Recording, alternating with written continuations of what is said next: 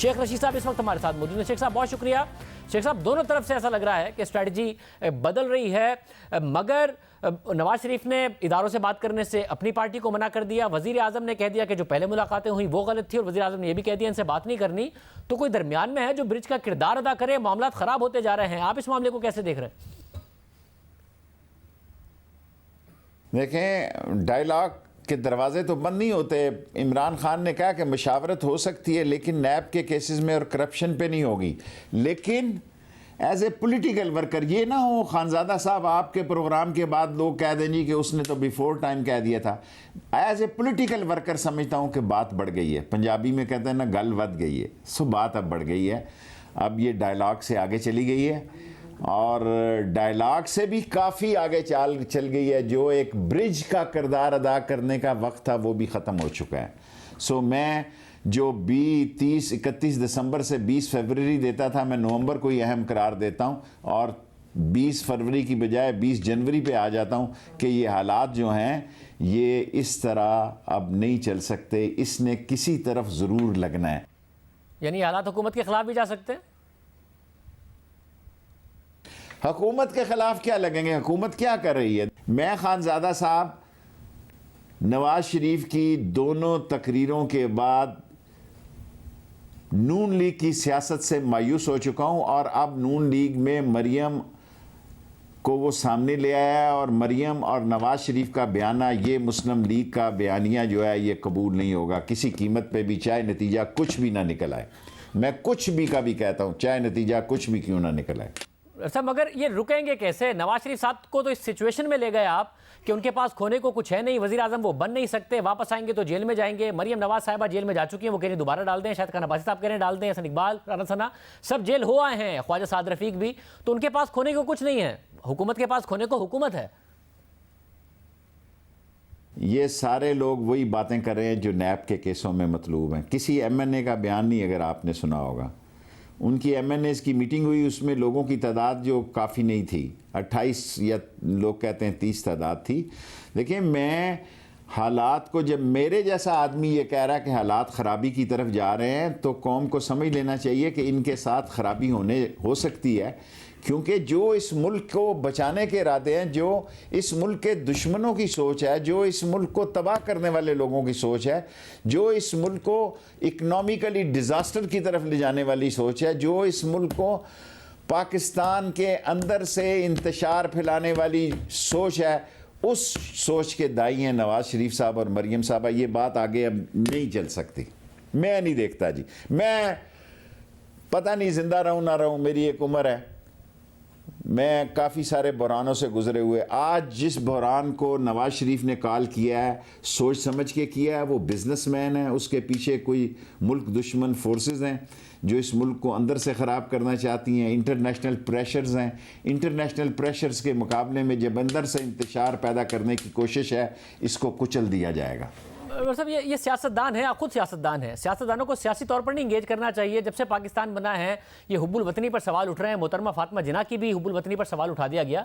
ये political forces हैं, आपके खिलाफ एहतजाज कर रहे हैं, सियासी तौर पर इंगेज कर रहे हैं। जब आप लोग इनके खिलाफ एहतजाज कर रहे थे, नवाज शरीफ की हुकूमत थी, धमाका होता था या थ्रेट अलर्ट आता था, तो इमरान खान साहब कहते थे कि ये भारत करा रहा है और नवाज शरीफ साहब को बचाने के लिए करा रहा है। LOC पर फायरिंग होती थी, कहते थे जब नवाज शरीफ के खिलाफ हम निकलते हैं तो LOC पर फायरिंग होती है। अब LOC पर फायरिंग भी हो रही है। अब भी आप कह रहे हैं कि जो मुल्क में दहशतगर्दी है उसके पीछे भारत है, मगर इनका अपना जलसा हो रहा है तो इनको कहते हैं कि जी आपके ऊपर जो है वो धमाका हो सकता है। भारत करा रहा है और इनके पीछे भी भारत है, तो इनके जलसे में कैसे धमाका हो सकता है? तो ये सारा कंफ्यूजिंग है। आप क्यों एक पॉलिटिकल फोर्स को बजाय उसकी कि हुब्बुल वतनी पर सवाल उठाए, पॉलिटिकली एंगेज क्यों नहीं करते? मैं किसी को अच्छा या बुरा कहने की पोजीशन में नहीं हूं, लेकिन मैं जिस शहर में बैठा हूं उस शहर में ये सोच पैदा हो गई है कि ये लोग वही काम कर रहे हैं जो पाकिस्तान, वही बयानिए दे रहे हैं जो पाकिस्तान के दुश्मनों का एजेंडा है, पाकिस्तान को नुकसान पहुंचाने वालों का एजेंडा है, पाकिस्तान को इकानमी डिजास्टर करने वालों का एजेंडा है। और इमरान खान कहीं नहीं जा रहा। मैं बार बार ये कहता हूं, लोग मेरा मजाक उड़ा रहे हैं वैसा, मगर नहीं जा रहे, मगर ओपोजिशन को एंगेज नहीं करेंगे। कहा गया कि बिलावल नहीं खिताब करेंगे, कोयटा में उन्होंने किया। कहा नवाज शरीफ के बयानिया का बोझ ओपोजिशन नहीं उठा सकती, नवाज शरीफ ने भी किया, मरियम नवाज ने भी किया। तो इंगेज नहीं करेंगे इनको? पीपल्स पार्टी के पास सिंध की हुकूमत है, इंगेज नहीं करेंगे? लेट मी से कि अपोजिशन को खतरा नवाज शरीफ से या सियासी मुस्तकबिल से, वो उसके लिए सियासी कब्र खोद रही है। नवाज शरीफ इतना आगे चला गया है कि ये पार्टियां इतनी आगे नहीं जा सकती। देखें ना, फजलुर रहमान साहब के 6% वोट है, 9 सीटें, 6% वोट है, 9 सीटें हैं उनकी कौमी असम्बली की। सूबों से वो सेनेट में कैसे अकोमोडेट होते हैं मैं कह नहीं सकता, लेकिन मैं देख रहा हूं कि वो सेनेट में अकोमोडेट हो सकते हैं। तहरीक इंसाफ सेनेट के इलेक्शन में वाजे पोजीशन लेगी और वाजे उसके मेंबर होंगे, लेकिन ये नुक्ता कोई आपको पेश नहीं करेगा कि नून लीग का जनाजा, सियासी जनाजा कब्र खोदी है अपोजिशन ने खुद उसके लिए, क्योंकि पंजाब में मुकाबला जो है तहरीक इंसाफ का और नून लीग का होना है। वो चाहते हैं नून लीग का कट्टा ही मुक जाए, जा पुत्र रावी ना कोई आवी ना जावी, और वो चाहते हैं कि नून लीग वो देखें, अब तो गुंजाइश नहीं है मरियम की सियासत और नवाज शरीफ की सियासत की। मतलब अगर इनकी सियासत की गुंजाइश नहीं है तो ऑपोजिशन इनके साथ क्यों खड़ी है? और आप जो बात कर रहे हैं, आप ये कह रहे हैं कि सेनेट में मौलाना को अकोमोडेट किया जा सकता है, पीपल्स पार्टी को भी इंगेज किया जा सकता है, और इंगेज करेगा कौन? इमरान खान करेंगे, इदारे करेंगे, और नून लीग को अलग करने की जो आप बात कर रहे हैं। देखें, आपको सब कुछ पता है, ऐसा ही होगा जैसा मैं आपको कह रहा हूं। नून लीग की सियासत खत्म हो रही है। किसी ने वो बातें नहीं कही कि पोल वार्ड की छाल नहीं लगाई, छलांग नहीं लगाई, ये पोल वार्ड की जंप लगाई है। बाकी लोग 100 मीटर की दौड़ लगा रहे हैं, किसी जगह भी मेरा मतलब है बात हो सकती है। मैं नून लीग की सियासत को बार बार कह के मुझे अच्छा तो नहीं लगता, लेकिन ये they ask for it and they are not what they are, they ask for it and they are not they what they are, and they will in future politics वो उस जगह पे सोचें भी ना कभी कि उनको कोई मुकाम मिलेगा। साहब, यही बात जनरल मुशर्रफ भी कहते थे, लेकिन बाद में जनरल मुशर्रफ ने एनआरओ दिया जब मैं कौम को बताता रहा कि सेमीफाइनल हो रहा है।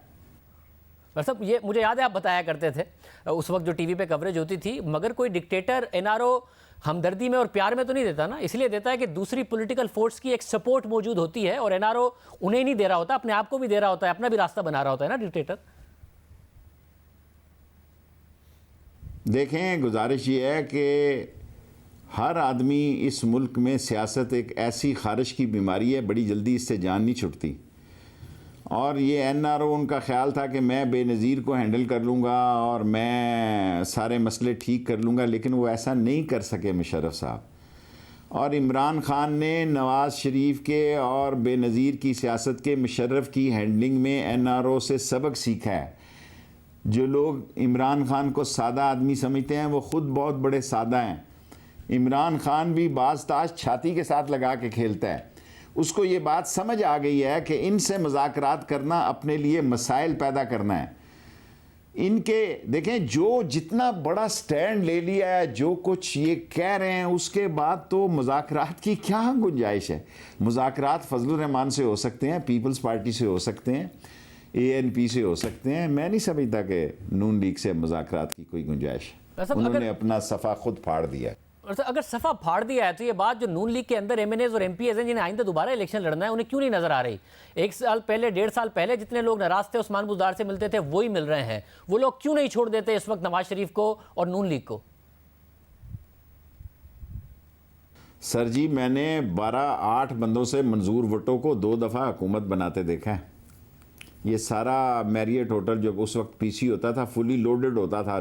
पूरे के पूरे मेंबर जो है जौक दर जौक, जैसे कबूतरों की डारें आती थी वैसे आके बैठते थे। कोई तसव्वुर कर सकता है कि मंजूर वट्टू 2 दफ़ा 6-6 और 8-8 के मेंबरों से 2 ताई मजीद? सर ये देखें, हम मुस्लिम लीगी सियासत को समझने की कोशिश करें।